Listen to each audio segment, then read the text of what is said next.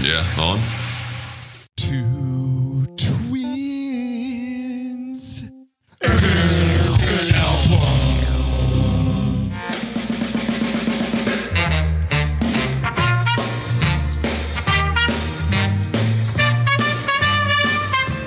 Yay!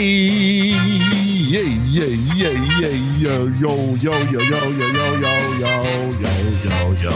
Yo, yo, yo, yo, yo, yo, yo, yo, ma. Yo, yo, yo, yo, yo, yo, yo, yo, ma. Yo, yo, ma. Yo, yo, ma. Dun, dun, dun, dun, dun, dun, dun, dun, dun, dun, dun, dun, yo, yo, ma. Dun, dun, burb. Dude, can I just say right off the bat, T, what a great choice. Really? Like, listening to this album for the last really several weeks, because it's been a while since we were here. You approve? Such a great choice. I approve. All right. Well, that's really what it's all about. I mean, if we could do a horrendous show, but if you're happy, then shoot. Well, this one will be a horrendous show times 2, because you got to split up these double albums into 2 parts. This is our 3rd time doing a double album. Can you name our previous 2?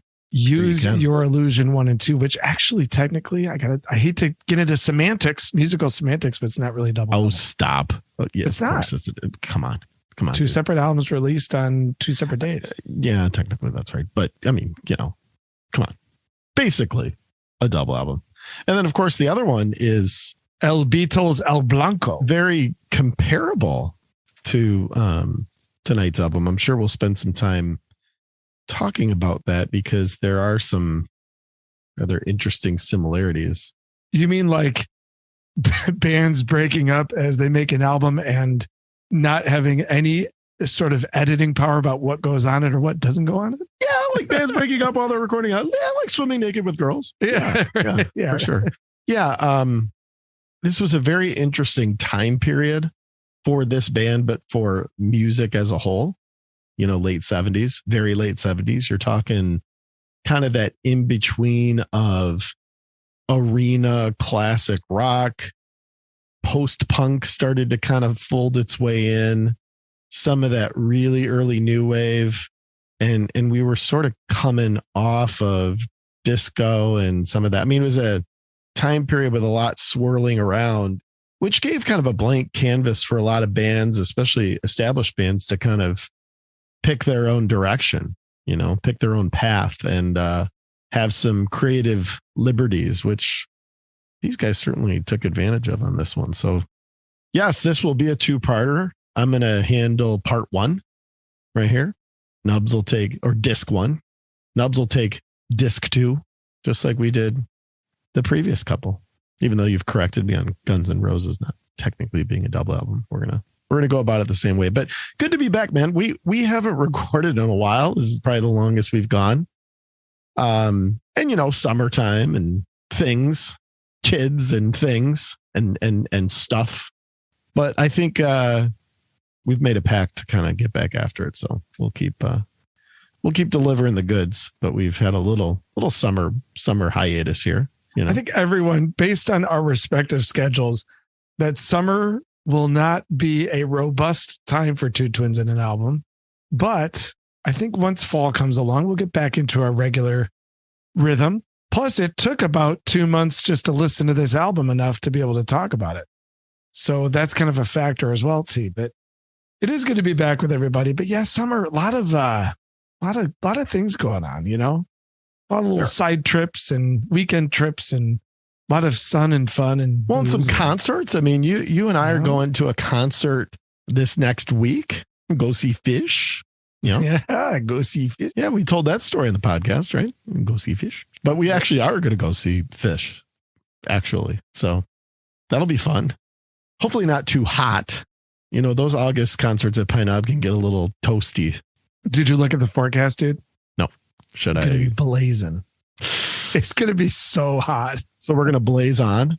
We're going to blaze on. Exactly. Yeah. I mean, you set that one up. I did. Yes. Yeah. Well, that'll be fun. And then you went to, when did you go to Chicago?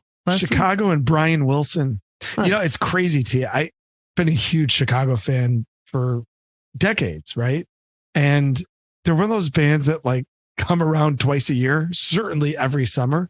Never saw them live until just now. And it was one of those deals. Mrs. Nubs and I always crack up about it. Every time there was a Chicago concert planned, every time they came, we had something planned. Yeah. Every year was like, let's go see Chicago. Oh, we have this thing or that thing or whatever, this trip. And this was the first year that it worked out. And the first time I've ever seen Chicago live. And they were fantastic. They sounded really, really good.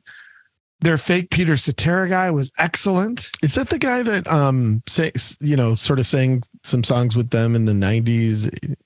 Like that's Jason Sheff. So I was a huge fan of his. Yeah. He's the one who's saying, "Will you still love me?" Oh, and Look Away too, right? Yeah. Well, no. Look Away. Robert Lamb. Look Away was the one of the main guys. Robert Lamb. Yeah, he's saying. Yeah. But Jason Sheff, I always wanted to see them with him because I really liked the era with him. Yeah. But a few years ago, he retired from Chicago. He was in the band for like 20 years. You know. Yeah. He was. Yeah. He put in his time. He did. So no, it was another fake Cetera. A new fake Cetera. Yeah, exactly. But they were great. It's a fantastic set. They were really, really good. Nice. Yeah, that's a good call. Well, activities, sports, concerts, golf. People, this is golf. Go back to your shanties. We've been doing some of that. Playing golf very poorly. We've been doing. Oh, my game sucks. Yeah, you and me both, buddy. But hey, let's hope that what we've been listening to doesn't suck. And let's find out what that is as we go round and round.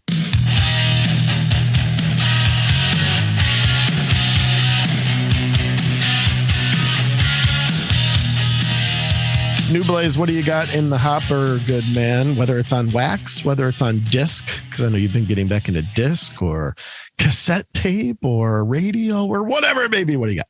Well, this is probably the most money I've ever spent on a new album ever. And it's because I bought the deluxe CD edition box set and the deluxe clear vinyl edition box set. And it's finally time on Two Twins in an Album that I get to just gush on about Closure Continuation, the 11th album from Porcupine Tree. Yeah. It'd be hard to keep this one out of my album of the year slot, although there's a couple other things that are certainly contending. But oh boy, has Steven Wilson and Gavin Harrison and Richard Barbieri done it again. A great album. It's excellent. They're just sometimes you're just good. Yeah. You're just good. Whatever you throw out there is good. Yeah. What's cool is these bonus editions or these deluxe editions came with bonus tracks. And it's one of those deals. It's like Noel Gallagher where like the bonus tracks are like, or the B-sides and bonus tracks are like better than the album tracks. There's a couple of the bonus tracks that are as good as everything else that's on the main album. So Closure Continuation is just absolutely has delivered. I'm loving it. I'm listening to it a ton. One thing I've done with this album, T, I've gone super old school. So I bought it, I pre-ordered it, and I didn't listen to it at all on YouTube, did not watch any of the videos. I listened to the lead single, Harridan, once, and then never listened to it again until the album came out. And all I've done is listen to it on physical media, whether it be the CDs or the vinyl. I'm only listening to it in physical media. Well, why does that matter? I just want that like authentic experience back. And with an album that's this anticipated, I wanted to sort of like tease myself into thinking that it's still 1996 and I'm still listening to records. See, I respect that and all, but like I've thrown that out the window. Like, you know what? If it's convenient and I can pop in a earbud and just stream it and listen to it while I'm doing other stuff, then great. You don't get the warmth of the vinyl. You don't get the full kind of like awesome. I mean, you certainly don't get the sound quality that you get from a CD, especially Porcupine Tree. They sound great on CD. Exactly. And trust me, this is an exception. Like I'm not like so snobby about this that I'm thinking about doing this all the time. But on this one, you haven't gone overboard with the no, not at all. But on this one, I want the full experience. And it's been a lot of fun to just kind of keep it old school like that. Eventually I'll put it on my phone and be able to listen to it more. But it's been kind of a refreshing thing to do that. I recommend that to any listeners. Just take one album that's anticipated and just treat it like it's the old days where you buy it on physical product and listen to it on physical product and not have to hear compressed files and all that crap and not have to listen to it through earbuds, listen to it on a good stereo system. That's been my closure continuation experience. So Porcupine Tree is like they're like a good athlete, that just, whether they pick up a bat or a ball or a club or a whatever, they just do it well. Yeah, I totally agree. Yeah. Exactly. Second, I just mentioned the name Noel Gallagher, but I have been listening to the album, not from Noel Gallagher, but his brother, Liam Gallagher. I'm on Team Liam now, as we all know, meaning I think Liam's solo career is headed in a much better direction than Noel's. And the new album, Come On, I've been enjoying it a lot. I've liked all three of Liam's solo albums. He's making rock and roll, and his brother is dabbling in all this electronic crap and like trying to show how worldly he is and all this. It's like he's doing the festival rock thing. Completely, dude. Yeah. Complete festival rock. And Liam's like, forget that, man. We're rock and roll. Yeah. One thing do you have the new album too? Do you have Come On, I do. Yeah. I think it's okay. One thing I just want to point out about it, the cover is amazing. Yeah. The cover's funny. Yeah. How great is the cover, dude? Yeah.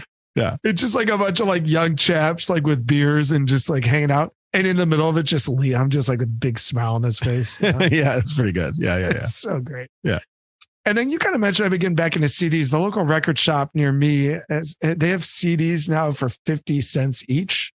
And the guy doesn't even like price them individually. He just buys like lots, or he just gets them donated to him. And he just sells them for 50 cents each, no matter what it is. So you can go buy, 20 CDs for $10, right? Nice. And so I've been kind of restocking my collection with a lot of early 2000s hard rock and metal, maybe new metal, some might call some of these bands. It's a lot of different bands, most of which many have never heard of. But one of those bands is Buck Cherry. And I got the 15 album on CD. It's really, really good. It's a great Buck Cherry record. Of course, I like the first two, Self-Titled and Time Bomb, but 15, that's the one with Crazy Bitch and Sorry on it. It might be their most successful, actually, might be their best selling. This time period, it's an underrated time period in rock music. A lot of good hard rock metal bands came out of there. So, see, that is what is round and round for me. What is round and round for you? I'll kind of keep that metal thing going. I'm going through kind of a Megadeth thing, like nice, really examining the whole catalog. And so I'll say rest in peace. There've been a lot of them, but it's a fascinating catalog. There's a lot of consistency, but also, some variation, certainly some peaks and valleys in terms of quality and in terms of kind of pulling it off. But I think for the most part, it's pretty consistent. They've put out a lot of records and they all have their own character. Dave Mustaine has certainly gone through plenty of band members, but there's always that rather consistent sort of voice and approach to it. And you haven't seen them go into kind of, I don't know, festival rocky or whatever type territory. They're kind of staying true to what they are. And Rust in Peace is a fantastic album. I mean, I'm really enjoying kind of learning more about their personnel and learning more about the different eras of the band. And, Dave Mustaine's a pretty important player in kind of the entire metal scene in terms of, and obviously it's fascinating history with leaving Metallica and, the kind of way he started this group and what they became and what he was trying to get out of it. And their live presentation, it's a very disciplined approach to things that I think is part of the reason why it's had a lot of longevity. You got to see. Have you seen them live since we saw them on Countdown to Extinction back in '92? Have you seen them since then? I don't think I ever saw them since then. Well, that one, no. Okay. We were very. I very much remember that show. It was kind of the first arena metal. I mean, we saw them before we saw Metallica. So yes. It was probably the first metal show that I recall. But that was a very memorable one. They were playing at the Palace there. Yeah. And that was the Marty Friedman, Nick Menza Countdown to Extinction lineup, which to me that's my favorite. Yeah. Megadeth lineup. I saw them twice after that. I saw them on Cryptic Writings, which was great. It was at a festival. It's a great album. It is. The original recording is good. The re-recording where they remixed it and stripped it down, I don't like as much. I like produced Megadeth, Yes, for sure. For sure. And then a few years back, 2016, maybe it was 17, I saw him on Dystopia. Mostly I went to see Meshuggah open. But of course I was like, sweet, I'll see Megadeth too. So I stayed and they were still great. Dave looked and sounded great. And, he's had 14 guitarists and 5 drummers. And I think I'll go see him again at some point too. Because the last couple studio albums I've really liked as well. Yeah, nice. The second is another new album from Humphreys McGee. This is Asking for a Friend. I think it's quite good. Similar Skin and a couple of their more recent releases I think have been really good. And I would put this in that category too. There's a song called The Scapegoat that I think is one of their best songs. So, and then the third is Barry Manilow, who I'm going to see in September in Vegas, which is very exciting because I've been meaning to catch that Barry show at the Las Vegas Hilton. And I'm not sure how much longer Barry, we're going to have Barry, right? I mean, he's getting up there a little bit. So, I think Barry's going to be around forever. He might. He'll outlive all of us, dude. Yeah, he might. But Here Comes the Night, which I like his 80s work. I like when he got, kind of a little bit electronic, a little bit produced, get the synthesizers going. We've talked about that self-titled Manilow record, the yellow cover, this big old face on it, and Here Comes the Night is kind of, I think it was earlier than that, but it's, it's got Some Kind of Friend and got some good tunes on it. So, never a bad time for some Barry, especially to close off the summer, in good fashion. So that's what's round and round for me, buddy. We, we're part 1 of 2, like we said. And I think for part 1 here, we'll, kind of dive into the band and the album. And, we could probably spend, 5 episodes talking about this band. Remember, T, this is not the first time we've talked about Fleetwood Mac. In the Guns N' Roses, I think you Use Your Illusion 2 episode. Remember we played, were they in Guns N' Roses or Fleetwood Mac? Oh yeah, remember that's the right. Game? Yeah, that's right. Yeah, you brought that game, Guns N' Roses or Fleetwood Mac, and if I recall, I don't think I did that well. No, I think you did quite well. I want to say you got like 7 of 10 or 6. Oh, did I? It was a tough game. I mean, they both had a lot of members. You could flip a coin and get 7 out of 10. But so we'll focus kind of on the band, the history, the background on the record, and then Nubs, I don't know what you got up your sleeve for, part 2, but I'm sure it'll be a good time had by all.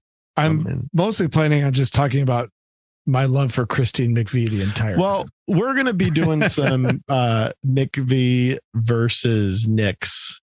I think that's going to be a hot debate during this discussion and during these multiple discussions. Because I didn't even know there was a debate to be had. Well, okay. First of all, we've talked about this before. We know that you're team McVie and I'm team Nicks. Okay. So that's been the case for a long time. You have to, for the purposes of this episode, Nub, try to put aside just a semblance of your, I would call it deep love and infatuation with that woman. I mean, you're going to have to try to be a little bit objective. I'll do that. But the way I'll cope with that idea is I'll just talk mostly about my deep love and infatuation with Mick. So that's fine. Yeah, no problem. Sorry. Well, there's a lot to love about this band, and there's plenty to go through. So why don't we kick it off doing those nerdy deets for this one?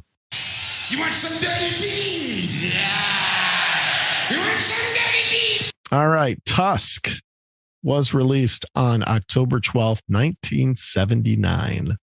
This was, most people wouldn't guess this, the 12th studio album by Fleetwood Mac, but it was really the third with this classic lineup that, obviously most people are privy to, which is the lineup that we'll spend most of our time tonight focusing on, and obviously was coming off of, one of the best-selling albums of all time with Rumors in 1977, and no slouch before it was the self-titled record in 1975, which kind of under the radar, reached number 1 in the US and sold 7 million copies.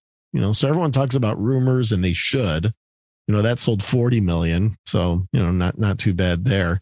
But it should be known that these guys weren't really just coming off of one smash. They were really coming off of two, because their debut album, while it doesn't always get placed in the same bucket as Rumors, was a huge record, and had some classic Fleetwood Mac tracks on it, obviously. 20 tracks, a double LP. We'll cover disc 1 today. Nubs will take you through disc 2 on the next one. It was released by Warner Brothers, of course, recorded at both the Village Recorder in LA, which is actually the building where, Nub, the radio show Morning Becomes Eclectic. Absolutely. Yeah, that's actually the building where that show is recorded as well, in LA for KCRW. And at Buckingham's home studio. He basically part of this whole thing was Lindsay basically saying, not only do I want a lot of creative freedom, basically asking Mick, the godfather of the band, not only do I want a lot of creative freedom, but I also want to basically record demos and deliver them to the band, basically saying this is how I want a few of these songs to be, and I want to start that at my home studio. And Mick said, fine, whatever. Yeah, but Buckingham Studios is just a way of saying Lindsay is losing his mind, and he doesn't like what any of the other guys are doing. And so he literally wants to set up a tape machine at his house and record songs on his own and play everything. That's exactly right here. Yeah, that's exactly. And Lindsay was a bit mental at this time. I mean, I think the success of Rumors, a lot of coke. I mean, there was so much cocaine flowing through this band and through this process that, it showed in a lot of the dynamics and drama and these type of things. But what made this band so incredible, if you really think about it, is their ability when it came down to it to deliver. And this band just straight up got in the studio and just delivered. They had a formula that was fairly original that they could have continued to establish. They wanted to create something really unique and really different, and they delivered. And this band just, through all the drama, through all the noise, always kind of came through with the signal, not the noise, which was, we can deliver content. And through all the drama and all the drug use and all those type of things, I think that's what they set out to do here. Well, I agree with everything you just said, but I think he might be the better way to say it. I have a feeling that the McVies, Stevie Nicks, were more than fine with making Rumors Part 2. I know it was Lindsay who really wanted to do something different. I mean, he wanted to create the anti-Rumors. And to your point, T, good for him. That is so cool. Yep. That is so rock and roll. It's so punk, because what he's really doing here is responding to punk. You mentioned it at the top. A lot of this album is timing. So Lindsay wants to create the anti-Rumors. That's cool. But he kind of had Mick along with him. Mick was basically saying, let's do this. Let's make something different. Now, I don't think Mick musically was in a position to drive that along like Lindsay was. But you got to credit both of those guys. And Mick still says to this day that Tusk is his favorite Fleetwood Mac album, or at least it's in his top 2. But you are sort of hearing Lindsey Buckingham have a nervous breakdown on record. And that's pretty interesting, It is. It's a, there are a couple records that, and I'm sure we'll talk about it because actually a couple of them directly influence this. But there are a couple records that I certainly would make a direct comparison to here. The White Album, we kind of already touched on briefly, but the idea of a lot of solo contributions. I mean, John McVie himself said Tusk was basically a collection of a bunch of solo contributions, from 3 people, right? Which were the primary composers within the band, that being, Buckingham, Nicks, and Christine McVie. Also, the Beach Boys' Smile, which actually was Smiley Smile, the official follow-up to Pet Sounds, where they decided, to just basically do anti-Pet Sounds. They were basically, In Utero's a little bit in the conversation on a much, later sort of smaller scale. But, Brian Wilson was basically saying, I don't want to do another Pet Sounds. And how do we kind of go about things to sort of have this be an anti-piece? And actually, Lindsey Buckingham got his hands on, I imagine Buckingham had a little bit of clout by this point, within Warner Brothers and within the industry. He actually got his hands on some of the master tapes of Smile, which was never officially released as is. And actually points out that there are a couple tracks on the album that we'll talk about where he kind of got direct influence from that. So this idea of, we don't want to just, replicate what we've done before, and we want to go in a totally new, totally more experimental direction, even though it wasn't as commercially acclaimed, is a big part of its critical acclaim. Certainly. The band has a very weird, kind of long history. It was formed in 1967, henceforth this being their 12th studio album, and formed by a guy named Peter Green that many people are familiar with. He just died, I think, last year, or maybe just a couple of years ago. So this was 12 years before Tusk, the band was actually formed. Now, the band looked much different then.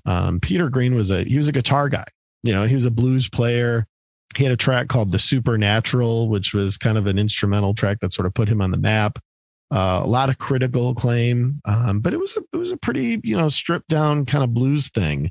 The original name of the band after John McVie got added, which actually John McVie wasn't technically the original bass player. They had another bass player for like the first 6 months, although Peter Green wanted John McVie. So, but he was doing another project or something. So eventually McVie joined this new band, hence the Fleetwood Mac, McVie and Mick Fleetwood. But it was originally called Peter Green's Fleetwood Mac featuring Jeremy Spencer.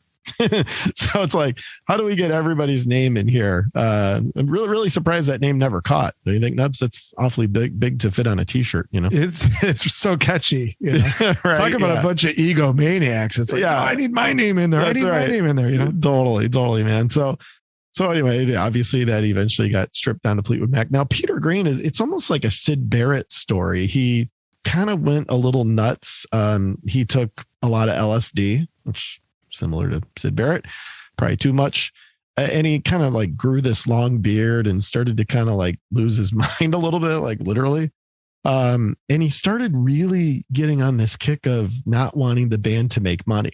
And the irony there is amazing considering what the band would become commercially. And as far as stadium, presence and all these type of things. I mean, it was a jet. They're one of the first bands I remember that had its own plane, So the fact that at its roots, you had this guy who was really the founder of the band he was actually giving Mick Fleetwood a hard time at one point saying, we don't want to make money. That's not the point of this. And Mick was like, I don't mind making a few bucks, like, come on, man, like, go ahead if you don't want to, but I'm good with it, So, but they kicked out some hits. I mean, Black Magic Woman, in 1968 was a hit.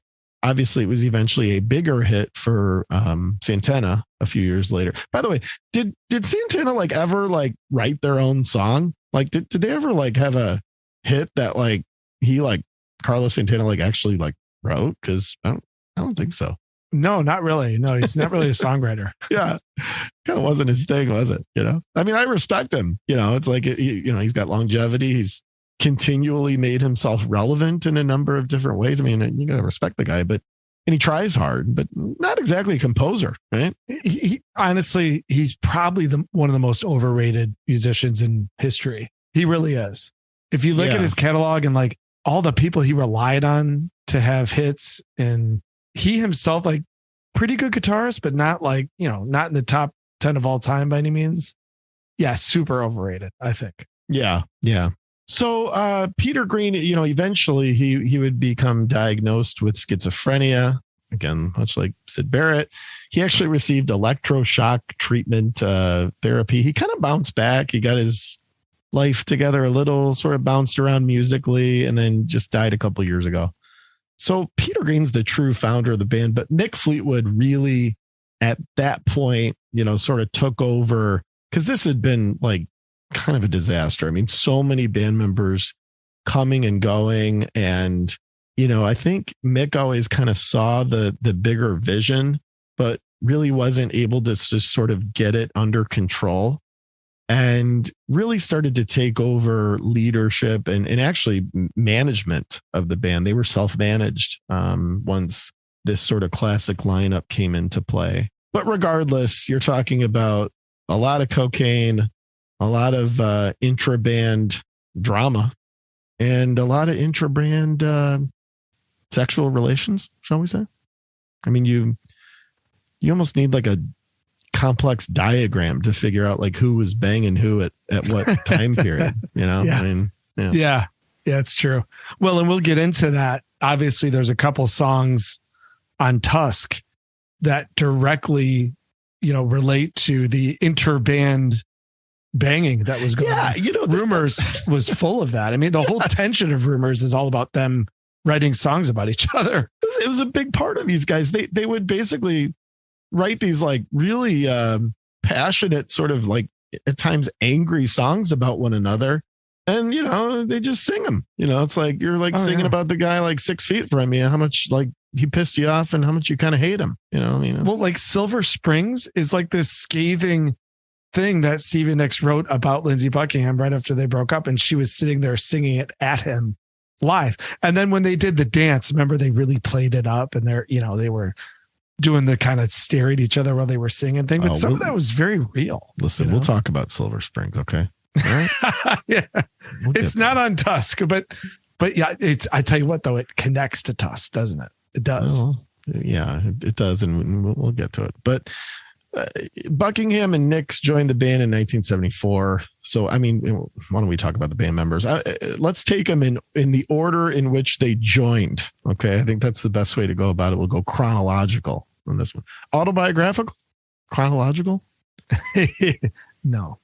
Autobiographical. No way. Hey, can I guess real quick? I think I know this. Sure. Okay. So it would be Mick first. Yeah. John McVie second. Mm-hmm. Then Christine McVie. Mm-hmm. They were not a package deal, though they did get married, obviously. And then technically, and again, this is significant. Lindsey and then Stevie, because Lindsey got in and Lindsey said, you can only have me if you let my girlfriend come with me. Yeah, it was basically same time. Yeah. Yeah. But Mick was like, okay, fine, you can bring the girl. Yeah. But they wanted Lindsey. They did not want Stevie Nicks. That's right. But, but Lindsey said, you want me, take her too. And exactly. Thank God he did. Because she's the queen of rock and roll, right? So, stop it. There you go. Stop it. Okay, Mick Fleetwood. So he was really, technically, he's the only true founder of the band. I mean, John joined it after, like I said, a few months, but so really, Mick and John are kind of the founders, if you will. But in terms of presence, in terms of activity, in terms of like I said, managing the band and sort of really being the band leader, it's always been, Mick Fleetwood. It really still is to this day. So, tons of drama, tons of member departures, even before the classic lineup, even before bringing it in Lindsey and Stevie, there were people in and out of this band for various reasons throughout many, many years, including Peter Green, the guy who formed it. The last guy he kicked out was a guy named Bob Weston. You know why Bob Weston got kicked out now? No, I don't. Oh, he banged Mick's wife. So, there you go. Yeah, banged Mick's wife. So I think that's grounds. I think that's grounds for getting ejected from the band. Don't you? I mean, they're a bunch of really horny people. Yeah, this was. I guess this was the '70s. I guess this is the way it worked. I don't know. Pretty crazy. But so he took over as manager of the band in 1975. I think at that point he kind of decided this is my baby. This is going to be my vision, and I'm gonna, we're gonna have people obviously come in because he wasn't a songwriter or anything. So it's not like he could be the band, but he certainly wanted to, I think kind of lead the band and lead the vision. There's a funny bit in, we've talked about Hell's Bells, the dangers of rock music on the podcast here. And there's a funny bit with Mick Fleetwood where they're talking about like being summoned by like evil spirits. And they show Mick Fleetwood during one of his like legendary drum solos. He's playing this like tribal kind of beat. And like they get this like weird camera angle of him where he like looks like he's possessed, and they're like, take Fleetwood Mac, where during Mick Fleetwood's long drum solos, you can sense the presence of Satan himself. You know? I don't know if you remember that one, but it's funny. His like eyes are rolling in the back of his head. It's super weird. And like, what's funny is Mick would make that same face when he was like playing "Go Your Own Way." Yeah, exactly. Yeah, that's right. That was just like his playing face. Yeah. But do you have any? He was a self-taught drummer, which you can kind of tell. I think that, you know, you can sort of spot that from a mile away. But do you have any thoughts on him from just a drummer standpoint? I love Mick Fleetwood's drumming. Okay. I always have. If you listen to the dance top to bottom, it is a great performance by him. Some of the edge and like the tone that he brings to some of those live performances in 1997 of those songs, really, really strong. I mean, he has a lot to do with this band's sound. He's clever, plays, you know, really square on the drums. He has great tone. And I really like his kind of rhythmic sensibilities. He cuts time well. He doubles time well. He does it at the right time. I mean, he's a true musician. Got some nice groove, some nice kind of loose groove to it. Yeah. I mean, we'll talk about a few of the songs on Tusk, but if you go back to Rumors and listen to, I'll bring this up more than once, but Go Your Own Way, you know, he puts in a terrific performance on that. Yeah. The Chain, he's really strong on.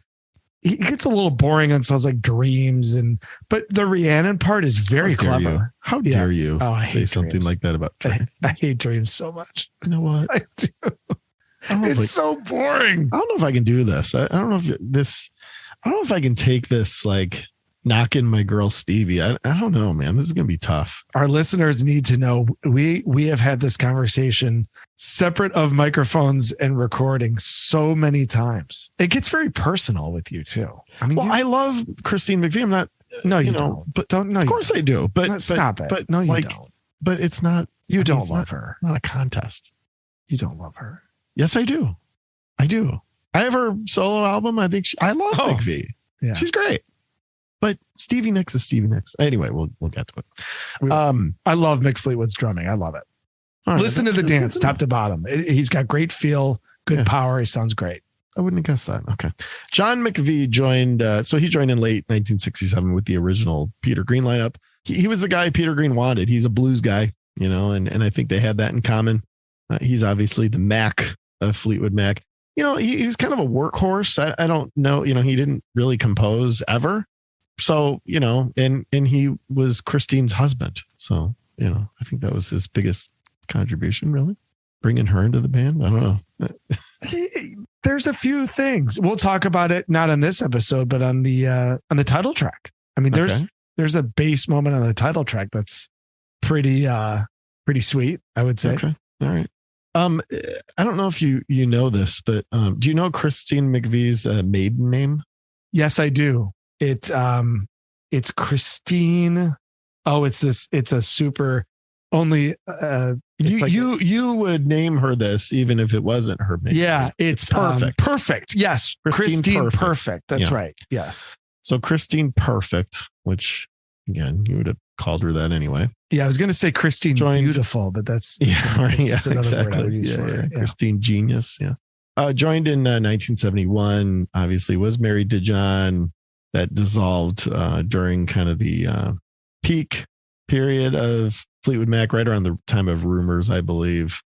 They were married for 8 years, and it's kind of ugly after that. But they've since kind of worked it out. They've got to find professional relationship, and I think they were able to kind of get it together before too long through their time through the 80s and beyond. So Christine's the only one that didn't bang another member of the band, right? She banged Dennis Wilson of the Beach Boys. Yeah, that's right. But not anybody else at Fleetwood Mac.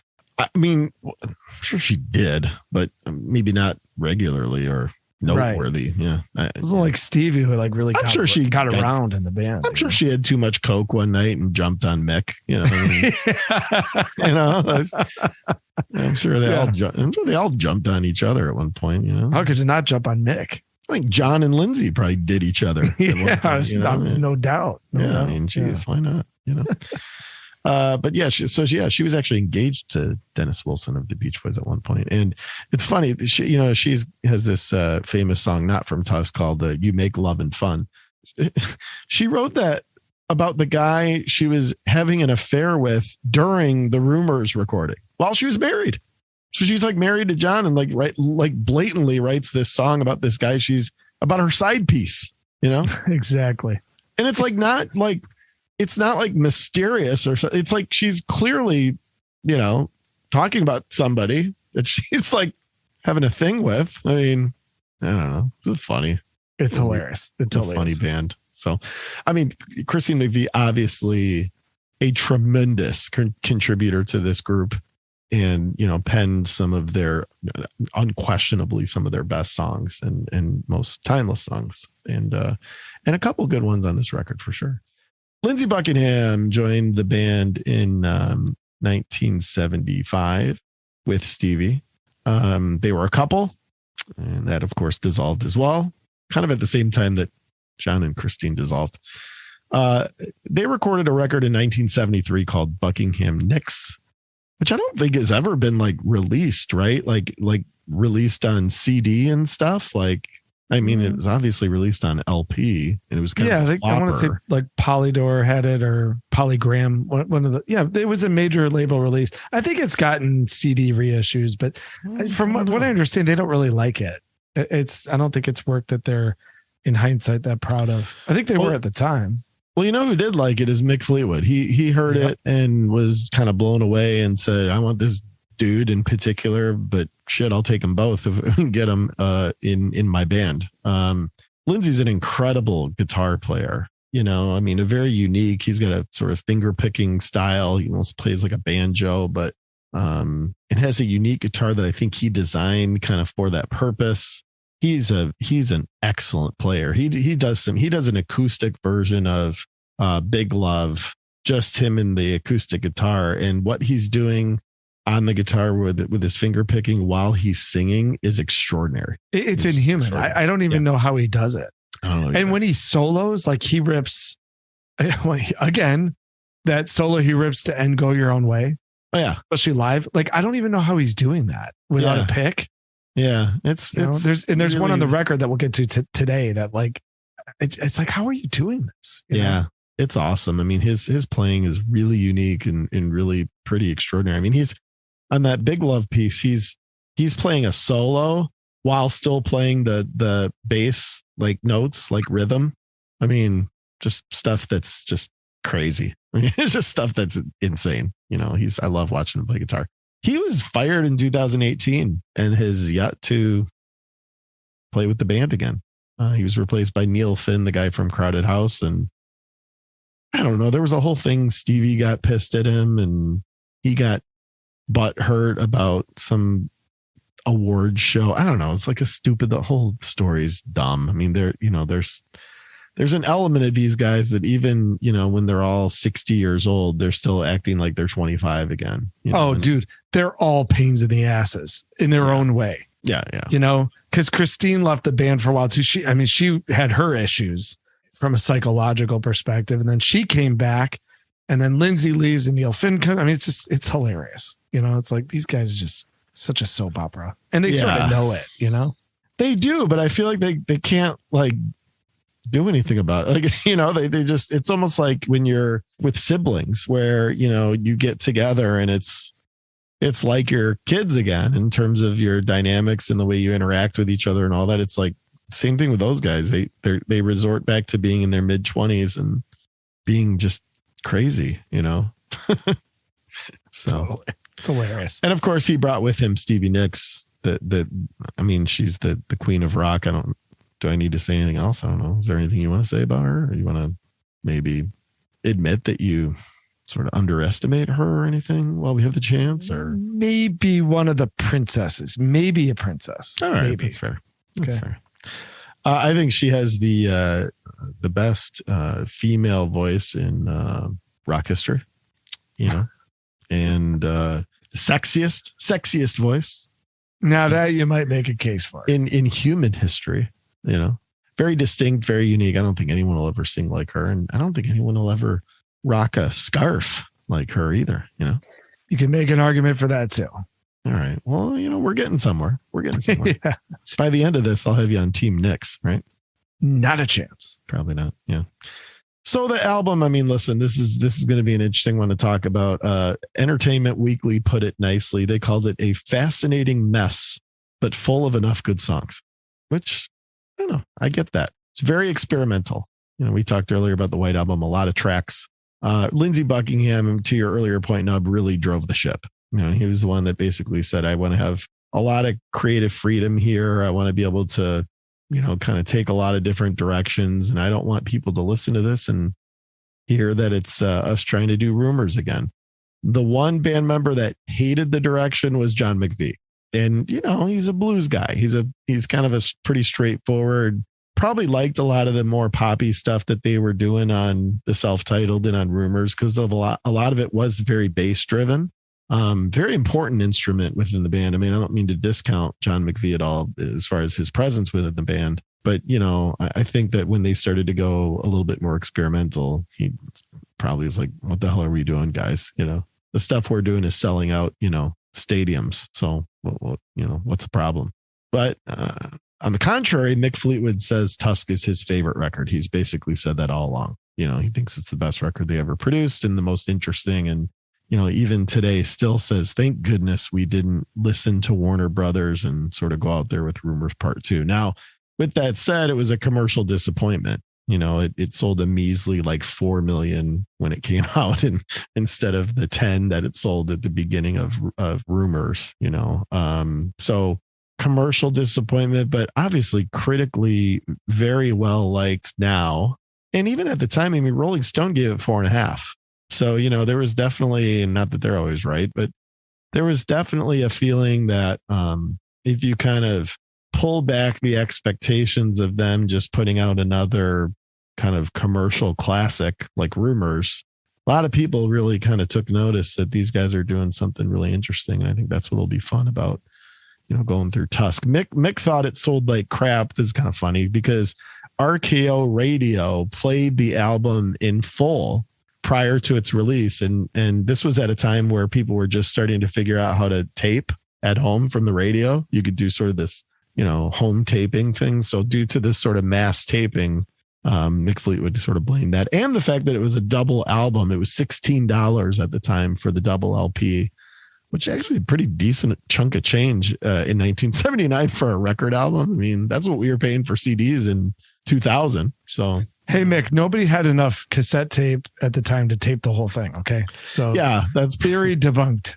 That's probably true. Yeah. Yeah. I think, I think it's the fact that they released something that nobody was expecting in terms of the sound or the direction, Well, but it's also, you run out of superlatives to describe Rumors. I mean, that was a generational album in terms of its sales. You're not going to do that again. And very smart. Lindsey Buckingham, very smart, very ahead of your time to say, look, we're not going to do that again. Let's do something different. Let's do something really, really authentic and way, way, way out of the box. Yeah. And props to him and props to Mick Fleetwood. It was the most expensive album to date to record. So, almost like a Heaven's Gate type thing. It costed $1 million to record, which in 1977 is a lot of money. That was to record a rock and roll record, that was, and it took 10 months. So, there was obviously a lot of expectations here and a lot of investment, put into this. All right, buddy, let's get to the wonder stories on these guys.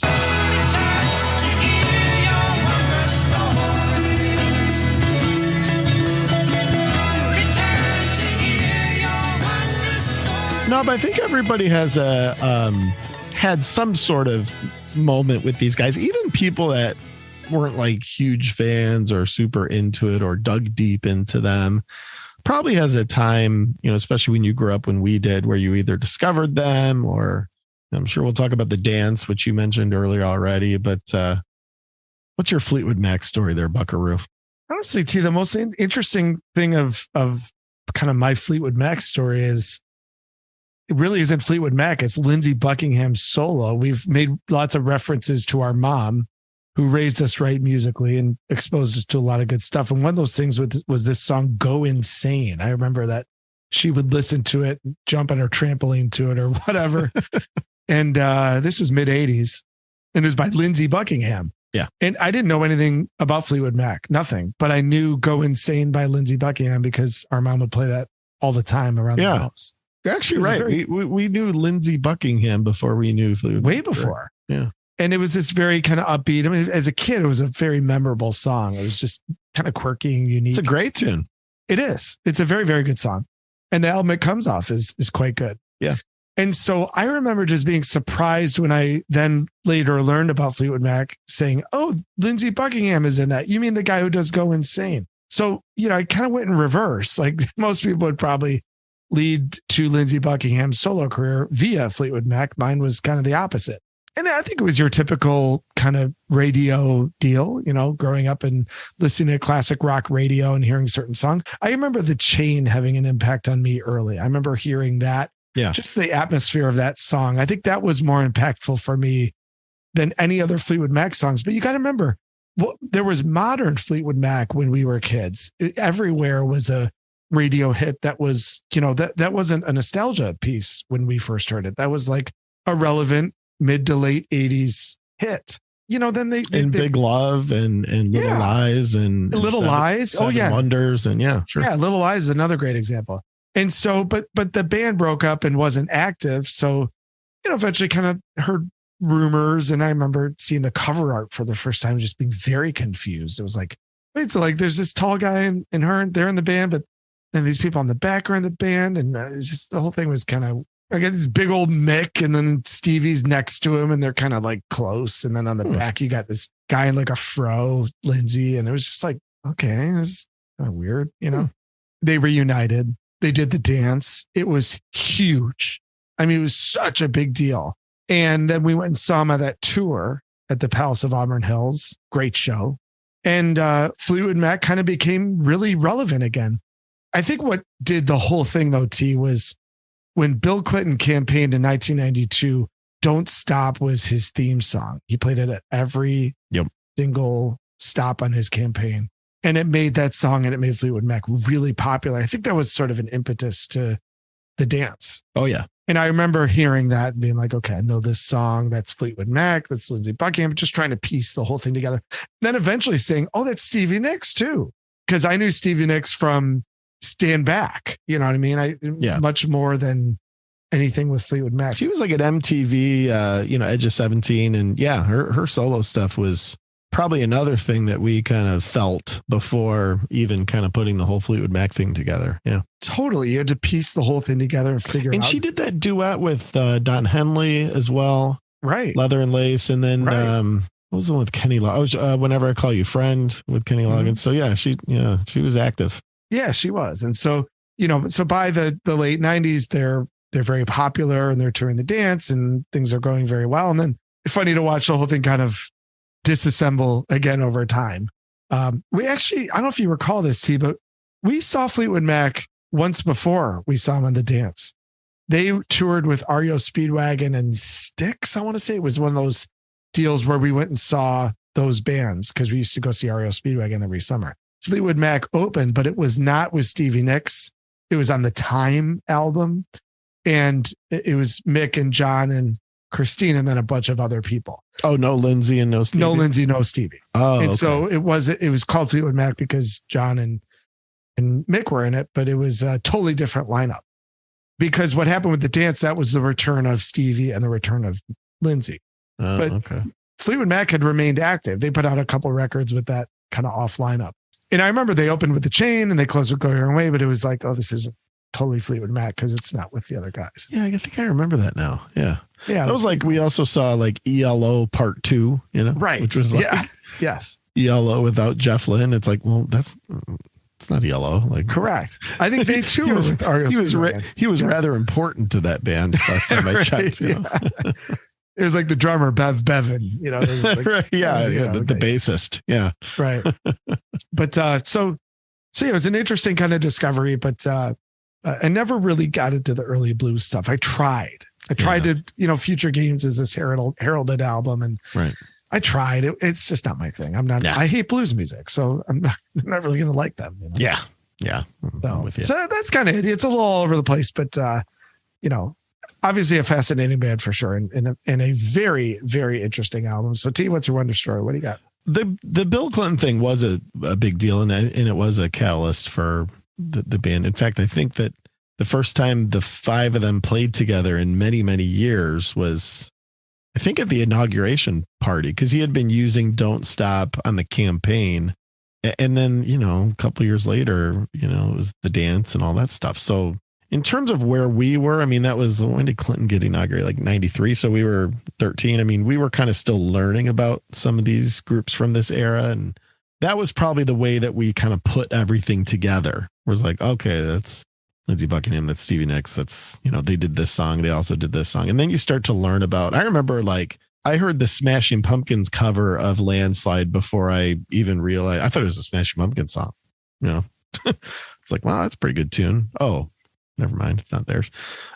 So there was a lot to learn about the band, and really the green greatest hits compact disc was the way to do it. I mean, that was a really good collection. It reminds me, we had that, I think we've talked about the trip to Washington, DC we took when we were juniors in high school. Yeah. Yeah. You're just like in a bus with like girls, and it's like nighttime, and it's cool. It's like you're hanging out and listening to me. It was what we did. We all had Walkmans. We listened to music, And I remember a couple of gal pals being super into Fleetwood Mac. And that was the first time I actually really listened to all of that Green album and that Greatest Hits album. And I was like, oh man, these guys are really good, and kind of goes from there. And then shortly thereafter was the dance. Because you started to hear about, they're getting back together and they're going to do this performance. And the dance was a really big deal at the time. That this was, I think it was VH1 put it on, if I'm not mistaken, right? It wasn't an MTV thing, I think. And they made the record out of it, which everybody had. I mean, this was one of those generational, young people had it, older people had it, everyone in between. It was a really special sort of capturing of the band at this time when they were sounding really good. And they brought back an old song called Silver Springs. We kind of breathed on it earlier. I think it's the greatest B-side ever created. It was supposed to be on the Rumors album. Didn't make it on the Rumors album. Stevie Nicks was, a lot of people think that this was where the band really started to literally fall apart. Oh, she was pissed. She was very pissed. And you know what? She should have been. I mean, there was room on the record for it. It's an incredible song. The version on the dance is just really special. That song really kind of helped pull me in to the dance. And then you start to realize, wow, Lindsey's this amazing guitar player, and this band has all this tension and all this history, and it was pretty cool. It's pretty cool once you dig into it. So why don't we kill it there in terms of kind of the band? I'm sure you'll get into some stuff in part 2. So I don't know, man. What do you say we dig into disc 1 and get this thing going? I think we should do that, man. Let's get into Tusk. Put the needle on the record. Put the needle on the record. Put the needle on the record. Put the needle on the record. Put the needle on the record. When the drum beats go like this. All right. Well, this album it's a ride, and you kind of realize right away that this is not going to be one of those, track 1 is the hit, and track 2 is the bigger hit, and track 3 is the ballad. And, it's sort of throughout all the sort of conventional approaches that records at this time had. And frankly, its predecessor had with Rumors. And you get a sense for that in terms of this sort of easing into it start that you get with track 1, which is Over and Over.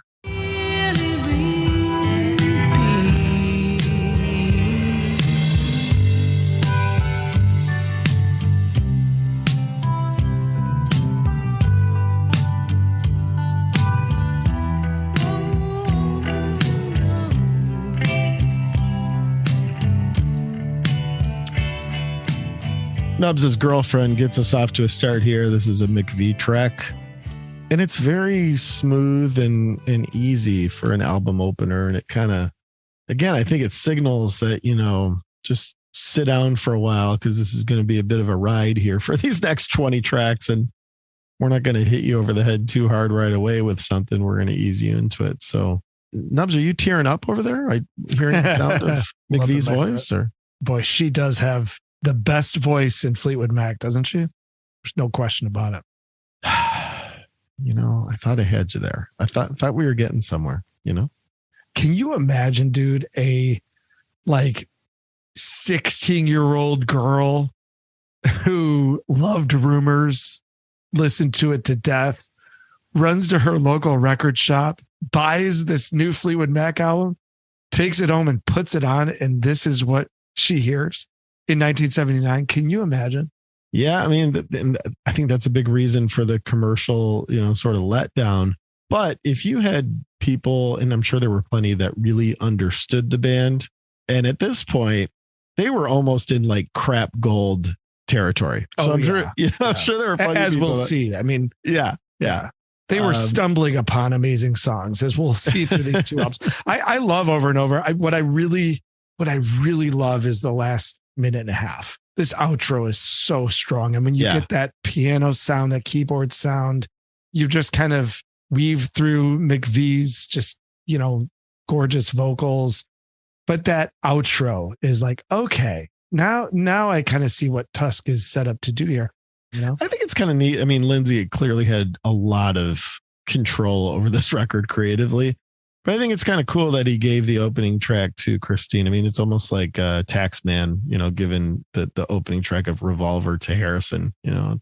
There's an element there that these guys would remind you that while this thing was Tusk was pretty siloed in that it was a lot of solo contributions, kind of like the White Album, that they were still a team. They were still a unit, and I think they still were at this time, even as screwed up and conflicted and complex as things were. Musically, these guys remained a pretty tight knit unit. This was solely recorded by Lindsey Buckingham. I'm not even sure if anyone else in the band played on this, and this is track 2, The Ledge. 6 feet under summer, you can wait. You can love the belly, but you can't walk out. Someone ought to tell you what it's really all about. You're never gonna make it, baby.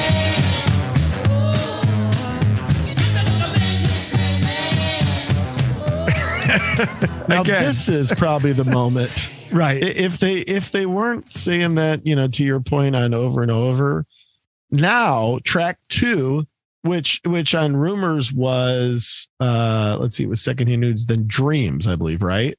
Yes. I mean, smash hit and then Go Your Own Way, I think was 3. So now it's all right, this definitely ain't Rumors. Right. We're not in Kansas anymore. What's going on here? Right. And you got to remember, Lindsey Buckingham at this stage, first of all, he's on a ton of coke, but he's infatuated with punk.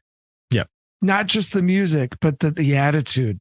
He cuts his hair. He cut his hair real short. He started doing the punk thing, right? And you hear that here. This is Lindsey Buckingham's version of a punk rock song. And he wanted it to sound bad. I listened to a ton of interviews, Ken Callett, who's one of the producers of Tusk and Rumors. He loves talking about Tusk, even though he doesn't really love the album. He said Lindsey wanted it to sound bad.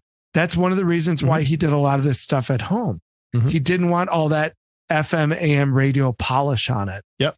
It's a great example. I mean, it's a terrible sounding song. Forget about the kind of rustic composition. Yeah. But he wants to make punk music. And this is what Lindsey Buckingham doing punk sounds like. It's a great point. And that's where I kind of touched on, the comparison to In Utero earlier. A lot of comparisons there. It's this is, we do not want this to sound polished, and the Ledge ain't polished. That's for sure. But for sure. But this next one kind of is. This is another McVie track. Really, really great song from these guys. Think About Me, track 3.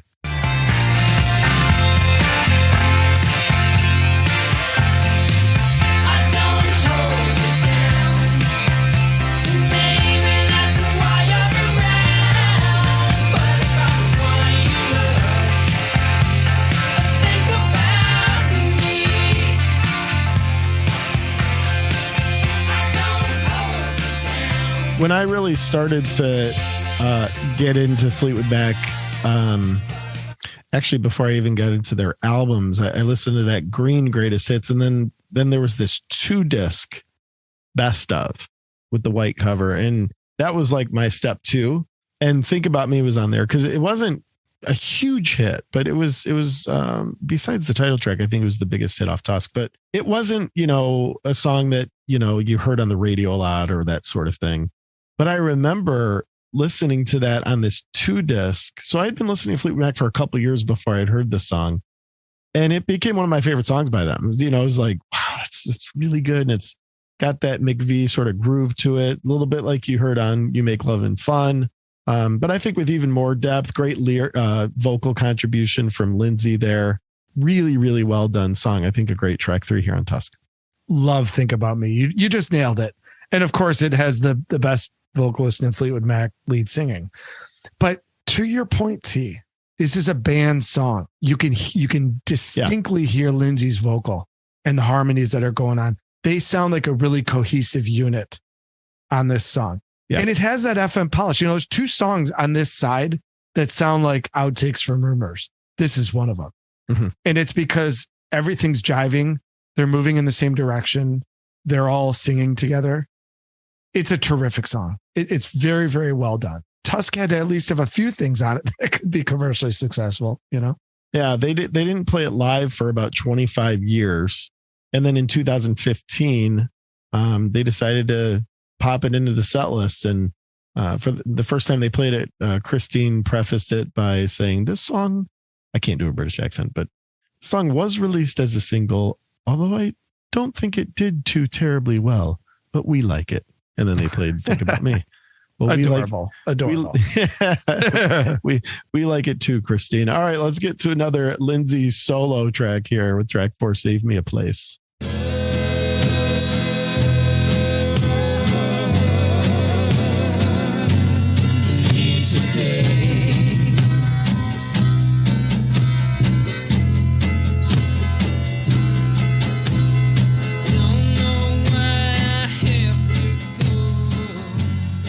This is like so White Album to me. I mean, it's like, how do we kind of like take, and he sort of did it earlier with the punky thing. He does that even further, here in a little bit later in the side, but let's take this sort of like almost country twangy sounding piece and kind of make this sound like, a bunch of guys in their barn just jamming, and that's kind of what Save Me a Place represents here. You get a real idea. I mean, this is the guy who brought Go Your Own Way to the table.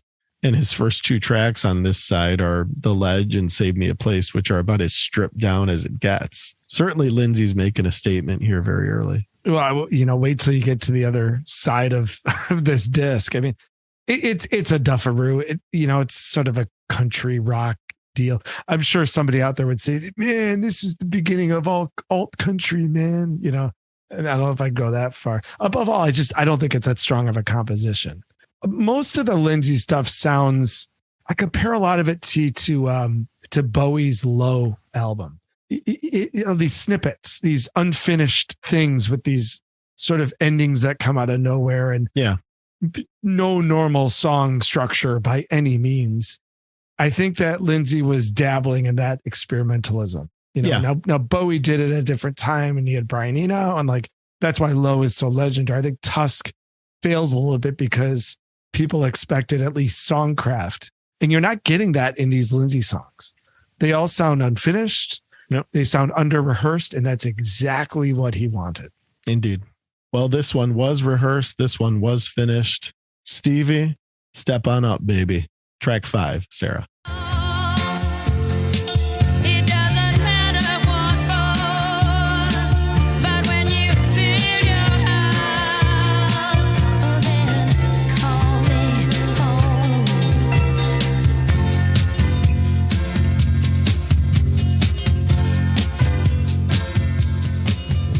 home. Oh, Stevie. Oh, Stevie. You're not going to like what I have to say about this. Just so yummy. 6 minutes 22. It's the longest song on the record by far, actually. I think there are a couple that are in the 5 handle, but this is at 6 minutes 22. The later versions that were released on the compilations and for the radio were much shorter. I think they were 3.5 or something. So this was stripped down for radio, but it was a long song. Sarah was not only a friend of Stevie Nicks, but a friend of Stevie Nicks who married Mick Fleetwood. So that's the chick who Mick Fleetwood left Stevie Nicks for. Sarah. Yeah, basically. Yeah. He had an affair with Sarah while he was basically dating Stevie. So, I mean, Sarah must have been amazing. Good Lord, what an idiot. It must have been one hell of a woman, right? So yeah. And then Mick married her. They were married for 13 years, which for him is a pretty long time with his track record. That's like an eternity, you know. Don Henley was also banging Stevie Nicks at one point.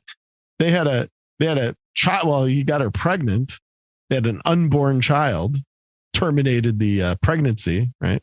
And Don Henley says that Sarah was about that, with Stevie Nicks singing to, you know, she and Don Henley's unborn child. So, I mean, good Lord, you know, it's like typical Fleetwood Mac. It's like, yeah, okay, whatever, dude. Never afraid to make it about him. I mean, listen, this is one of those Stevie songs that it's a little long, but I don't know. She could sing anything as far as I'm concerned. And it does have that signature kind of groove. I mean, I think Mick's drum progression here is really neat. And it's all pretty minimalist. You know, there's elements, there's keyboards, all that stuff, but it's stripped down and, you know, almost like reminds you of Dreams in some way. But I actually think this song might be kind of better than Dreams. But okay, go ahead. Tell us why you don't like Sarah. Well, I think it's the most overrated song in Fleetwood Mac's commercial catalog, far and away. It really doesn't go anywhere. The first minute and 20 seconds are really cool. I love the intro. And then when Mick does come in with that brush drum part, it's like, oh, this is going to be a really good song. And then it ends up not being a really good song. It just is directionless. And it just keeps going and going and going. Now, the single version, I think, you know, fixed some of this, but we're not talking about the single version. We're talking about the album. And dude, this is a prog guy saying that this song like never ends. And the reason why it feels like it never ends is because it just repeats over and over and over again. And it doesn't build enough to do that, you know? I don't blame you for that take. I mean, I get where you're coming from. And Stevie sings her ass off, dude. Trust me. And it's just Stevie. I know. You know? See, our biases are coming through here. I know. There's no question. I know. I knew it was going to happen. You know? Yeah. But if you're truly unbiased, I think it's a very overrated song. I'm not. Yeah, right. I just don't think it's going to happen. Yeah. It just never ends. It never goes anywhere. Joking aside, I don't blame you for that take. I think that's very fair. There are moments where you think something sort of climactic might take place and it sort of doesn't. I've learned to kind of appreciate that about the song, that it's flat, but it is a little long. So yeah, I don't know. This song is not flat. This is a Lindsay special. What makes you think you're the one? Yeah.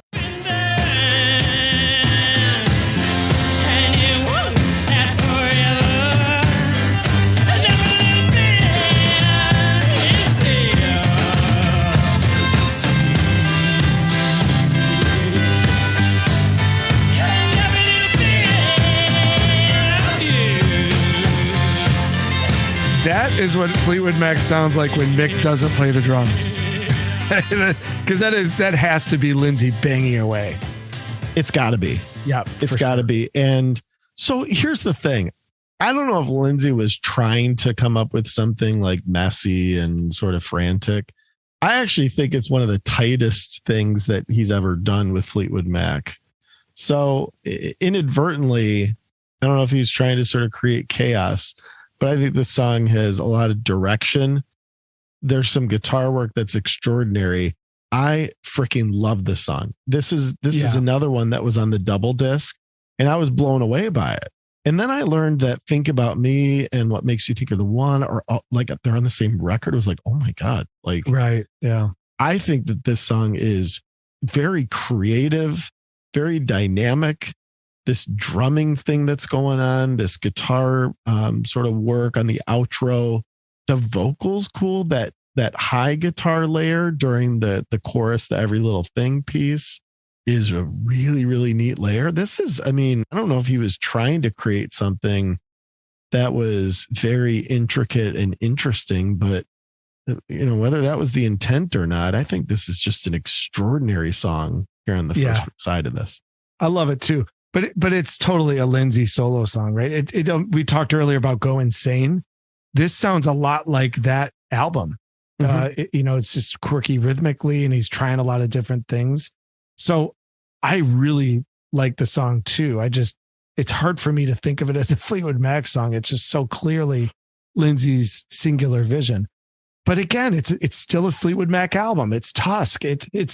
It's taking you on this wild ride of these different visions all in one. And that's cool. That's what great albums often are. And so, but you get to this moment, it's like, wow, this really is the ultimate double album. You know, it just has everything on it. There was not much editing power going on here. Yeah, you're on a ride at this point. I mean, you think about the variety of what you've gotten thus far. And, you know, I think what makes you think you're the one brings the power, which you don't get a lot on this album, but that one's got some, you know, it's got some muscle. Let's go to track 7. This is Storms.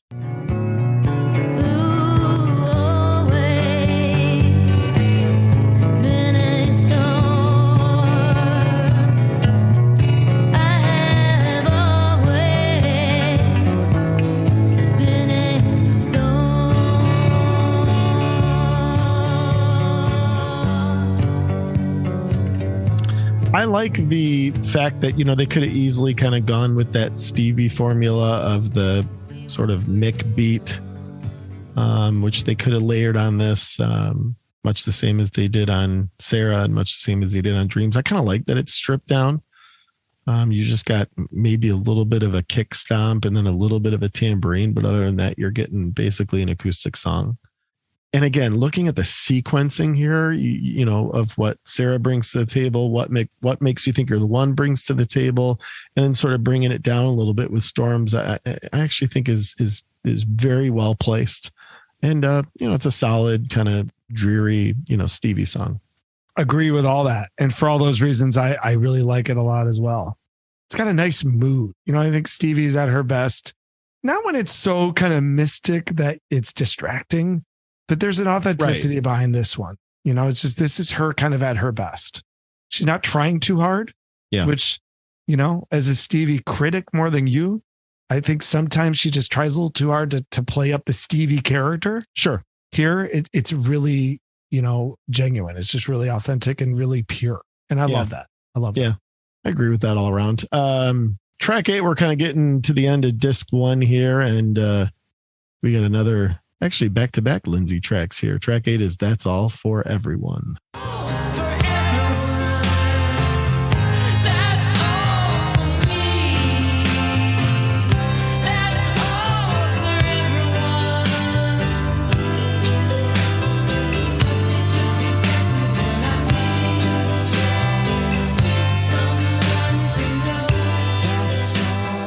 Now you can kind of hear this a little bit with the instrumentation, with this sort of lush, you know, kind of swirling production and vibe to it, that this was a song specifically that Lindsay notes, you know, he listened to that Brian Wilson Smile material from the master tapes and basically said, you know, I want to go a little bit in that direction too, with this kind of swirling atmospheric thing. And That's All for Everyone definitely has that. You can hear it.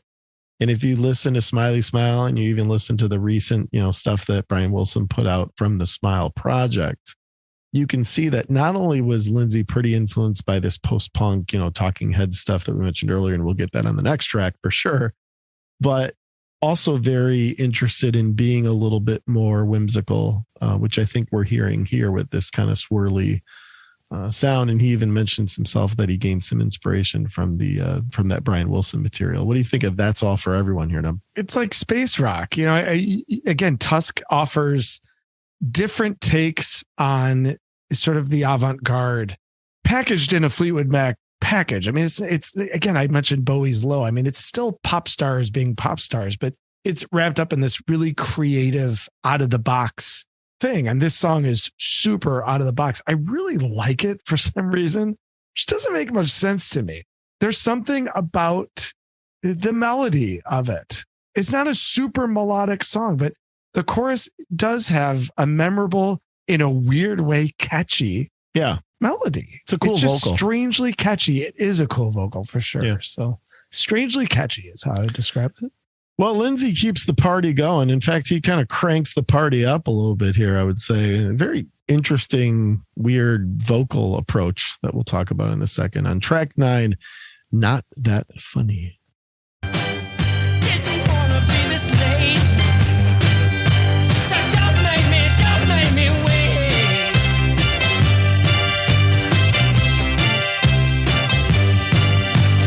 Look on that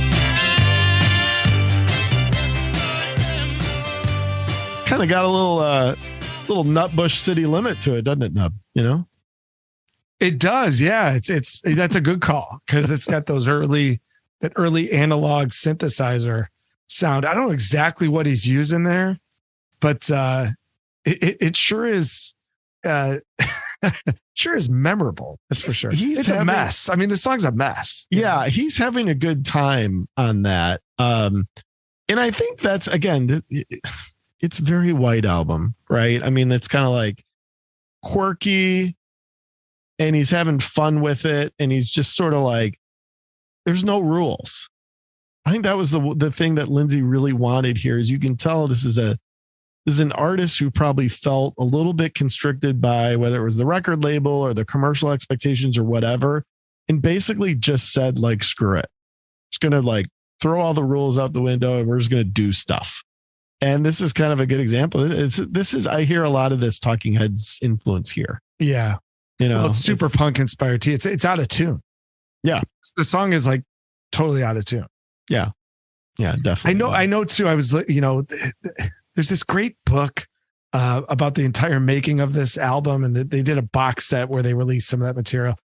And from what I understand, they used to do like an 8-minute version of this live. Yes.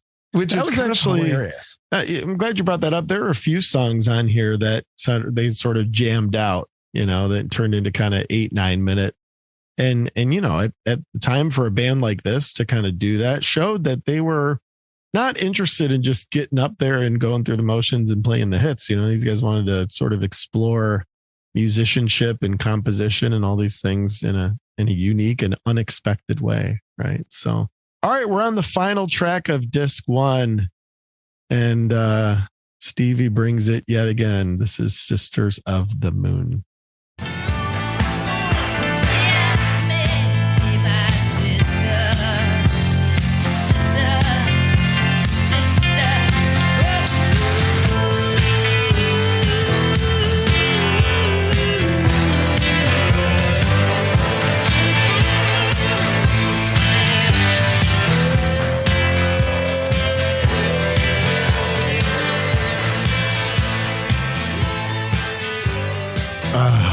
Man. So good. It's just so good. Dude. It's just so, I don't even know what else to say about it. It's just so good. I mean, Stevie's just bringing it. It's got great guitar work. I mean, the Lindsey's guitar soloing and just that sort of chop feel, even on the rhythm parts, are so good. And again, you're getting a lot of variety on this record, but boy, here you're getting something that's got a lot of mood, just awesome progressions, great musicianship, great guitar work. They would jam this out too as well, Nub. They would take this to an 8 or 9 minute, and you could only imagine how friggin' cool that was. There are some recordings of this on the Tusk tour. Performances were good. Where they really dialed it up was on the Mirage tour. Mm-hmm. Listen to some of the live recordings of this on the Mirage tour. I mean, it's such a powerful. Do you like this one? Oh, this is probably my favorite Fleetwood Mac song of all time. It's easily my favorite Stevie Nicks Fleetwood Mac song. Yeah. It's the perfect combination of the depth of Rihanna with the explosiveness of Go Your Own Way. Because my favorite part of Go Your Own Way is the outro guitar solo. Yeah. I mean, it's incredible. This has that, but it's got more of a Rihanna type of mood. Mick is crushing it on this song. if you listen to what he's doing from a percussive standpoint on cut time, double time, opening things up, the intro, he plays a key role in the building of it. When the drum beat actually first kicks in, that's a nice next step in the song's kind of, build. It's quintessential Fleetwood Mac. It's the best song on Tusk. It might be the best song Fleetwood Mac ever made. It's just so good. I think you're Team Stevie. This is easily a top 5 Fleetwood Mac song for me, and it's Stevie Nicks all the way. She wrote it, she sang it. I'm hearing Team Stevie. So listen, I think that's what we learned. What did we learn from disc 1 of this? That Nubs fought it. He tried to fight against it, but I think he settled in on Team Stevie. I guess we'll find out in part 2 where he lands, eh? We'll find out where I land. Well, that's a wrap on disc 1. So I don't know, Nub, what do you got up your polo sleeve there for part 2? Or do you just not want to ruin it? No spoiler. I don't think I'll do any spoilers, but I would start thinking about your overall thoughts on Fleetwood Mac songs. I think that might be a good idea for you to do. Well, if you want, you could kick the episode off with a full-throated apology. And you can also ask permission of me to join Team Stevie. Well, we'll see if I allow it. I think that'd be a great way to start the episode. Why don't you take some time and go listen to the song Everywhere, and you will find out why I will never leave Team Christine ever. Just listen to that song alone. That's all you need. I think the one thing we can agree on is we're both on pretty damn good teams. Yeah. I agree with that. I agree with it. Well, that brings us to a close of part 1 of episode 78, looking at the first half of Fleetwood Mac's Tusk. The next part of the episode will bring more fun and excitement, as well as marching bands. And we will see you for part 2 of episode 78 as we look at the rest of Fleetwood Mac's Tusk. Take care of yourselves and take care of each other, and we will see you soon. See you.